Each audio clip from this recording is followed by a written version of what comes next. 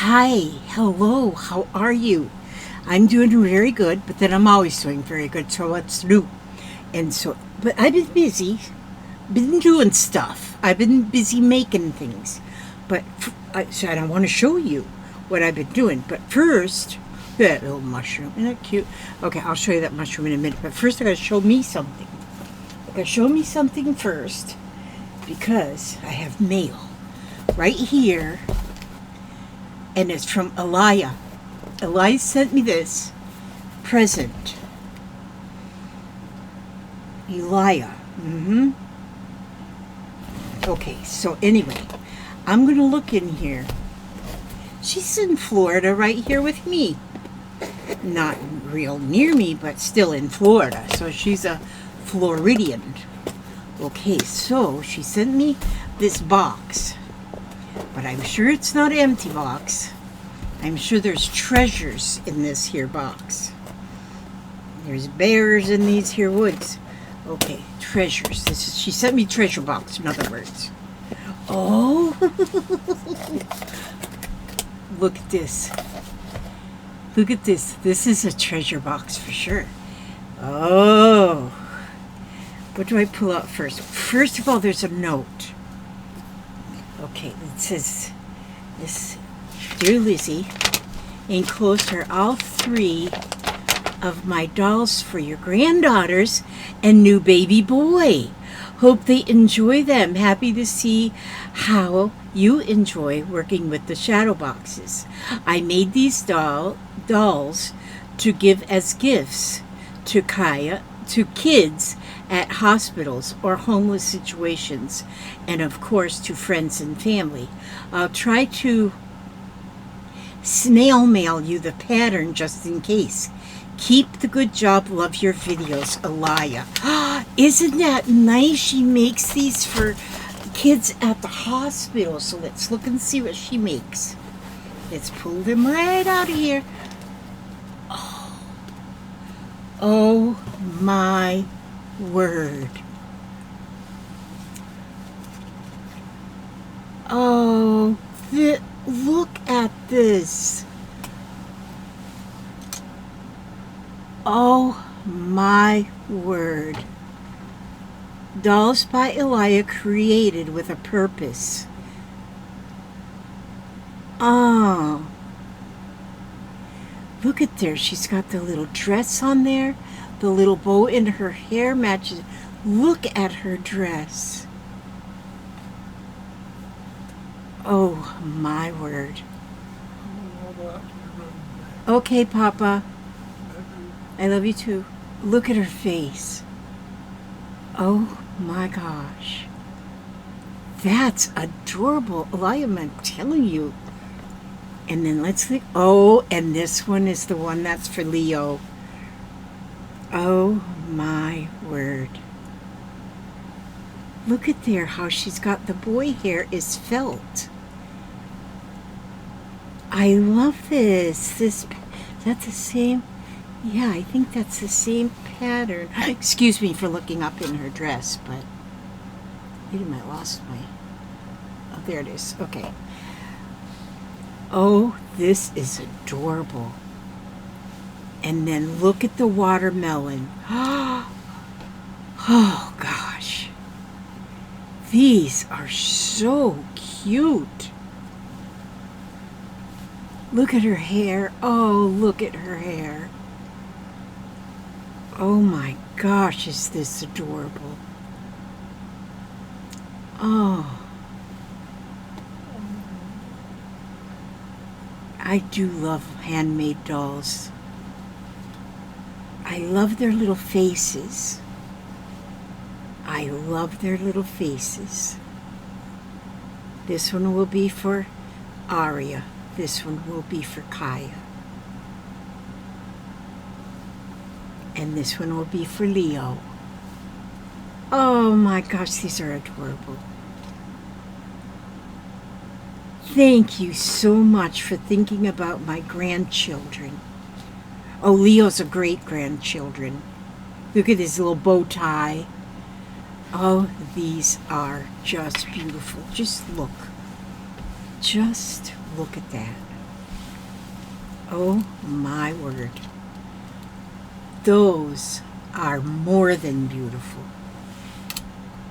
Gosh, yes, I love it. Look at his clothes. I love them. Look, the watermelon. Look at this one with all the little puppies on it. These are adorable. Oh my gosh. I love them. I want them all for myself. Not really. I mean, they're beautiful. But yes, I would like to make some of them. Oh my gosh, how cute. Look at the difference between the boy face and the girl face. How cute. Those are, thank you so much. Oh my goodness. So I've been busy. I have been busy. I've been playing. Now, first of all, let me update you with my scroll, or whatever you call this thing. You know, I was talking about, I gotta turn this thing again to where, I was supposed to put my remote control right in there in that little thing so I wouldn't lose it, and I didn't put it in there. I didn't put it in there. Oh, there it is. I gotta put it in that thing Tracy gave me, because that's what I said. That's what I've been saying. I want it to be the same way that you see it. I want you to see it the same way I see it. Okay, there you go. Now, when I was talking about journaling with thread, well, it was a book. The book I got called Journaling with Thread. And how I told you that I was going through some of my journals that I've written in, and I've just been getting rid of them. Just getting rid of some pages in them, because I feel like some of the things I've written are too personal. So if I, buy the farm or kick the bucket or whatever, I don't want my kids reading some of the stuff that I wrote. But you can journal with thread. And this here is turning out to be a journal for me. But only I know what it all means. And so only I will know. And this whole thing, I will say, it is going to be all have to do with my early childhood. There was some things that were a little sad in my early childhood. And behind our house, before we moved to the farm, there was a stand of birch trees. And they kind of looked like this. They were just a whole bunch of birch trees. And I would go back there in those trees. And that was like my safe place. And so these represent those birch trees.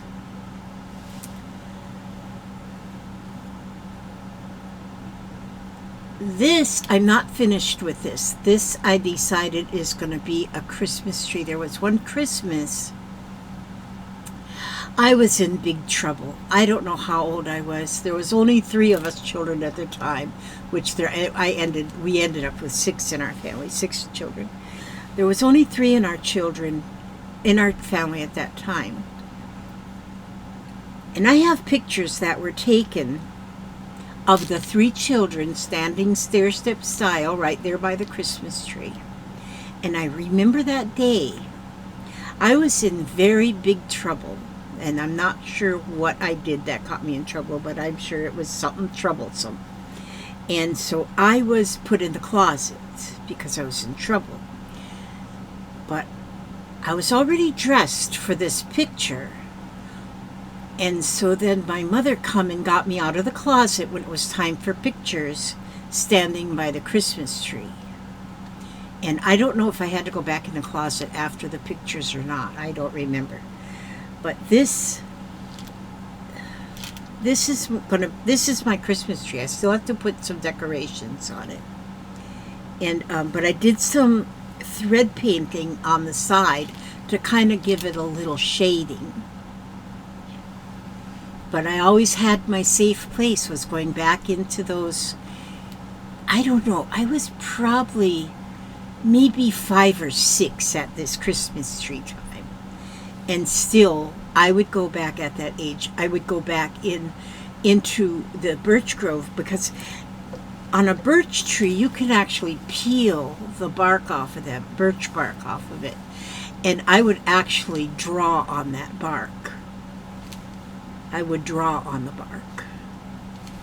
And then my uncle, my great uncle, Emil, he was deaf. He was deaf, and he only spoke in Finnish. When he did speak, he only spoke in Finnish. But he took me outside one day, one evening, and the moon was behind the moon. You could see the moon through the birch tree, just like this. And he said in English, he said, "I see the moon and the moon sees me." And he was my great uncle. He was my grandmother's brother. And he never married or anything. He was deaf. Deaf as a post. And when I told my Uncle David, who is still with us, he's just turned 84, he says, "You know, that man never spoke one word of English." And I said, "Well, that day he did. He spoke, he said, 'I see the moon and the moon sees me.'" And because that's the only time I heard him speak anything English too, I've never forgotten that. I remember that like it was yesterday. And it was back in the 1950s. So my grandmother had a green thumb. My grandmother, who was my Uncle Emil's sister. She had a green thumb. She always had flowers, beautiful, beautiful flowers. And so that's my grandmother's flower. The mushroom has nothing. It means nothing right now. Only I just started making this mushroom because I saw it on another lady's channel, and I wanted to kind of copy it a little bit. And so I still have more to do with this because I want to put some tendrils. I want to get some tendrils up here. This is a tendril right here. You see those 3 little, looks like worms? I really am not good at making them, but I'm practicing, and I'm getting better.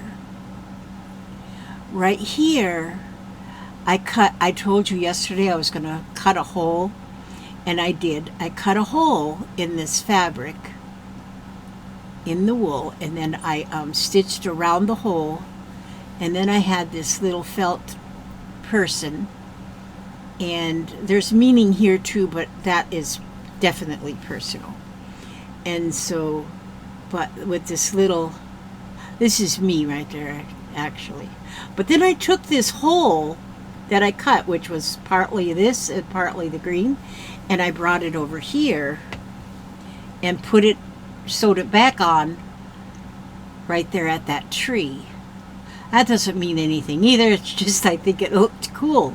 So there's things that look cool on here, and there's things that bring meaning. And so that's what I've done so far on this. And my life has not always been a bed of roses like it is right today. And so, but because my life has not always been the very best, it makes me grateful for where I am today. Now my birch trees, I was first going to cut this off at the top because my pieces that I cut were a little long. I just cut pieces of the wool felt, and put them on there, and I just sewed them on with the white thread, and they really do look like birch trees. I think, in my opinion, of what I remember from the 1950s. I've not seen a birch tree down here in Florida. Okay, so I'm going to be working on this as I go along, and I'm liking this a lot. I'm liking this. And so all the meaning to this is mine, personal stuff, except for what I share with you guys. Okay, then what have I done? Oh, I started working on this. This was the placemat that I got from Tracy. And I told you I was going to do some painting, some thread painting on here. And so, which I have started it. And so you can see where I got some of the green threads here. And here's some of the pinks and reds. I like the variegated threads because then I get that variegated color in there as I move along. I don't have a lot of that, and so, but I do have a lot of just embroidery floss of different colors. So now here I put some tendrils in here too.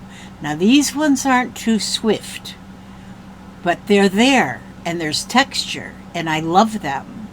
And there's going to be more tendrils going up here. But see, I'll use this. I've got some different colors of green, and so I'll be using those colors of green in here. And so that's a start on them. Oh, these are going to be fun to do up here with these purple little flowers. And I may be adding, once I do these purple flowers, then I might add some more down in here or something like that. We'll see how that one goes. Everything is a work in progress, and even the thoughts are all in progress. Okay, then, did I do anything else? What else haveth I doneth? Okay, I'm just looking over there, and I don't see anything real new. Oh, okay. Now, what did I do with my little mushroom? Oh, here. Now, here again, when I showed you yesterday that you can cut one of them little balls in half, well, I cut the ball in half. This was one of the half balls, and this was just the stem of the mushroom was a little strip, and I just rolled a strip up to make the stem, and then stitched it to the underside of the cut in half ball. And then I went with some, because you can stitch right through this stuff, like it's beautiful. And I made some French knots on the top of that. What I want to do, and while I was doing this, I got like more ideas. What I want to do is I want to make different mushrooms. I want to make different things. It'll stand up on this piece of felt. No, it won't. It did earlier. It's standing up for a second anyway.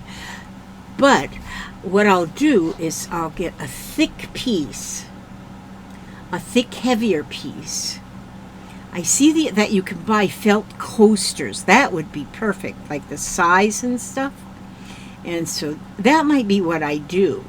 And then if I have a felt coaster, which those would be probably about 4 inches square, I could make, like, stitch maybe a mushroom or 2 or 3, and a tree,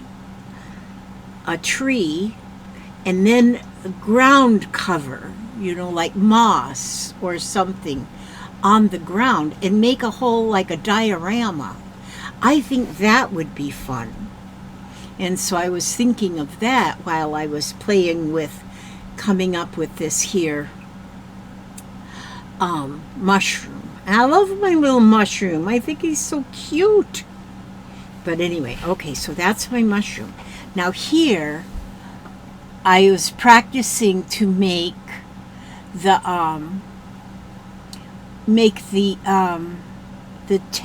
bullion tendrils. Now, and I'm going to make one right now. And of course it's not going to work because the camera's on. So I'm going to take, actually I like this DMC. I'm going to take this color. I like this DMC. This. It's very smooth. And I tried with like a pure cotton, and I don't think this is pure and tied cotton. Well, it does say cotton. It's special. Is there something else in here? Because I tried it with another thread and it just wanted to knot up. Okay, I'm going to try it with this. So I'm going to take a piece of this here thread, and I'm going to take, where did I put my needle? Now when you make a bullion tendril, you really need to have, oh look, I got some thread already on this needle, and this needle will work. You need to have like a milliner's needle, or a needle that the eye of the needle isn't any wider than the shank of the needle. Oh God, you scared. Oh my God. It's okay. It's okay. I'll try to remember to say something. Okay, it's okay, Papa. All right. So what were we doing? Okay, here we're going to go like this. I'm going to make another tendril, and I'm going to put it right here. I want it to go right here. And so what I'm going to do is I'm going to pull my needle up. Really should have a long needle. The longer the better, actually. And they do make bullion needles, which are long. They're long. Okay, but this isn't, I'm not going to worry about that. Okay, so I come up there where I want that tendril to start. Now, I want the tendril to start here. And I want it to end right here at the edge of that circle. So now I'm going to put that needle in, and I'm going to put that underneath that, I'm putting it underneath that little circle there. And I'm going to just put that needle up to there and then stop. And then I'll take this thread. Okay, make sure I have the working thread. And I'm going to wrap it. I'm going to start wrapping it around that needle. Now you want to wrap it. You don't want to wrap it, you want to wrap it tight enough, but not so tight that it's going to be hard to pull the needle through. So you want it to be just snug, not real tight. And then you just wrap that for as long as you want that tendril to be. Now, if your needle is not long enough, you want it longer, then you can pull that needle, start pulling it through. You can't really see what I'm doing because I have to hold that needle, the thread, so it stays. I'm going to use my pliers to help me pull that through. And now it's already pulled some of those wraps off of the end of the needle. Now I have more space on the needle so I can add more wraps. And so I'll get those wraps on there. And now, oops, I let go and they spiraled right off. Okay, so now I've got that length of a tendril that's on the needle. Some of the wraps are already off. So I want to kind of hold them, the wraps, so they don't come off. And then I'm going to pull my needle. I use my pliers to help me get it through. And now this is why you have to have a needle without a big fat head on it, big fat eye. Although right now it's it's a little tight. And so, but when it's tight, you can help pull them off. Get down there with your thumbnail, and there. Now I've got all of the wraps off. Pluto, are you having trouble? Okay, and so now I'm going to pull that thread, pull that working thread, and now the end of my tendril will end up down. Well, I've got a little, where'd this thread come from? Right here. It's one of my wraps that should be down here. Okay, so this is not a perfect one, but then I told you it wasn't going to be perfect. I've been told you that. Okay, now just a minute here. I'm making it worse.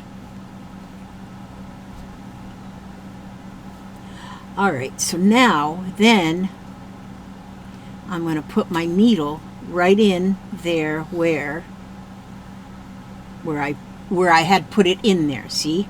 So now got a little knot going on there. How did I get that little knot in there? Okay, there. Now, so now I have my tendril, although I got a couple wraps here that just did what they wanted to do. But then that is the Bullion tendril right there. And I just think those are fun. I need to practice a little bit more because I have no perfection going on in my body. Now, I'm going to go ahead now, and what time is it? 26. Okay. I'm going to go up again, but I'm going to go up in the middle. I'm going to try this again. Up in the middle, and then I'm going to go right here between these two and come back up and put my needle sort of, now I'm not coming out right in the middle. I'm coming out like a little further out from those two. Now, and I just leave my needle in there. I don't pull that all the way through. And now I'm going to wrap some more. I'm going to wrap as I'm making another tendril. Let's see if I can do this one any better. Wrapping it, push that needle up some more. No, well, I can't push it up. I'm going to pull it out with my pliers. Pull that out a little bit more so I can get some more wraps on there.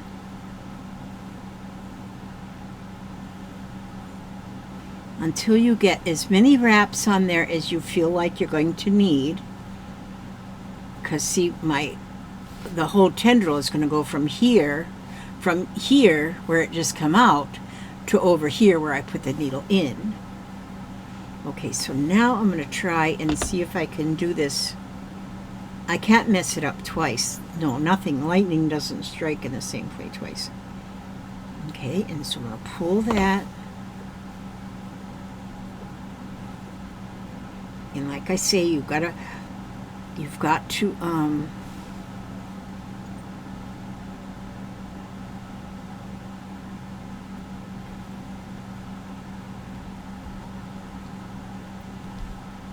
okay, and it's pretty tight on there, so I'm pulling it and pulling it, nudging the wraps off with my thumbnail. There, now I got them all the wraps off. So now I want to pull that thread through. Get it through. Oh, it's going through pretty smoothly here. Knock on wood. But I can't knock on wood because my hands are busy. Okay, so now I'm going to just pull that thread through. Okay, so I should have it all through. And then I'm going to bring it back down.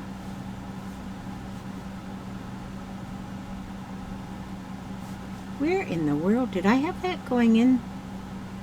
Where did I have that going in? Oh, over here. Oh gosh, my thread moved. Okay. So now I'm going to go back down with my needle right where I had went underneath that circle. Going back down. Okay, yes. And pull that thread through. And oh, that one did much better. I still have a little bit of a wonky spot. But see how that one did now? But with practice, I'll get better with this. I'm gonna practice. I might even, and like I was saying, I loved these 2-inch squares, 2-inch arts, because you can finish an art piece without it taking like 1,000 forevers. But I think that's pretty. I love that with that Bullion tendrils. I love them tendrils. And so I'm going to end up with, on this piece, is going to have a lot more tendrils in different places. And in this one is going to end up with a lot of tendrils because I love them. And what is pretty too, if you use the variegated thread, oh yeah, I'm going to use some of my variegated thread on tendrils. So I'm going to try that. I'll probably a little bit later on because now it's time for my nap. But I think this is pretty. I love this. Okay, so that's what I wanted to show you. I am just blown away with these still. Did she say she'd send me that pattern? Let me see. Enclosed are 3 of my dolls for your granddaughter and new baby boy. Hope they enjoy. See that? And you know when I get something like this, and you know I have 2 granddaughters that live here with me. You know I have my little baby great-grandson that is just 6 months old. I don't know how old he is. And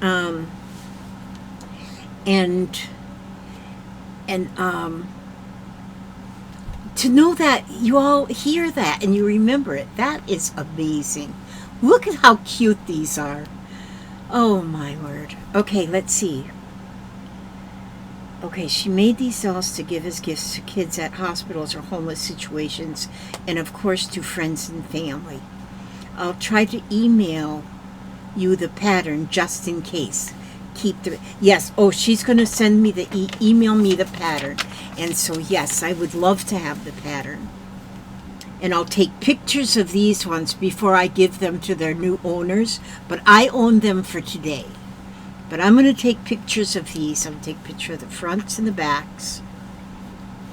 Oh my gosh, these are amazing. Look at the hair on this one. I love that hair.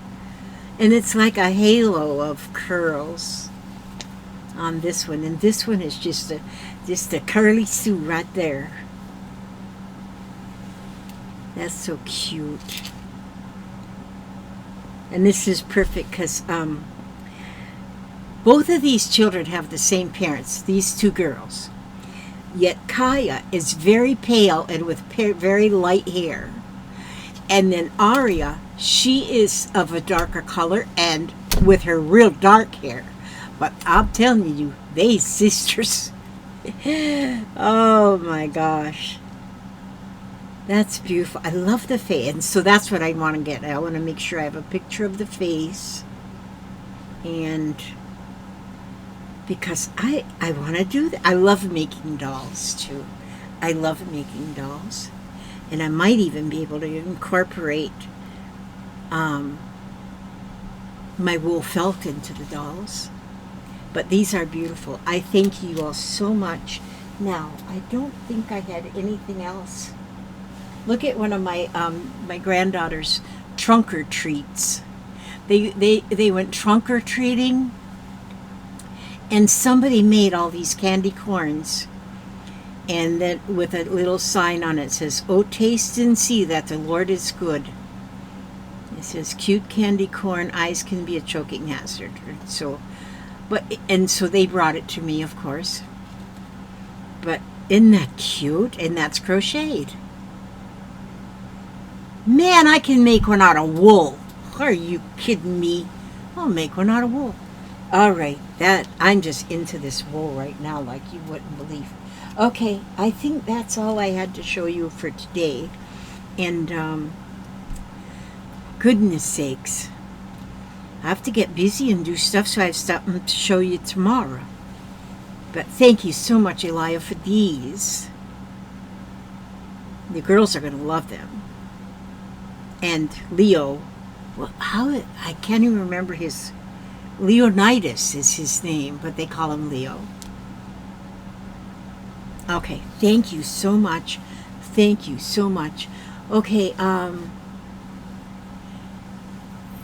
yeah, thank you so much. I said that about 9 times now. And, but I'm going to let you go, and I'm going to, see, you know what, I'm looking around for my reading material, but I don't have it. Okay, so I ask God to watch over you every step you take, every move you make, keep you safe and secure, keep you happy, healthy, and humble, and know that God loves you, I love you, so many love you, and no matter what, stay another day, and I will see you tomorrow. God bless.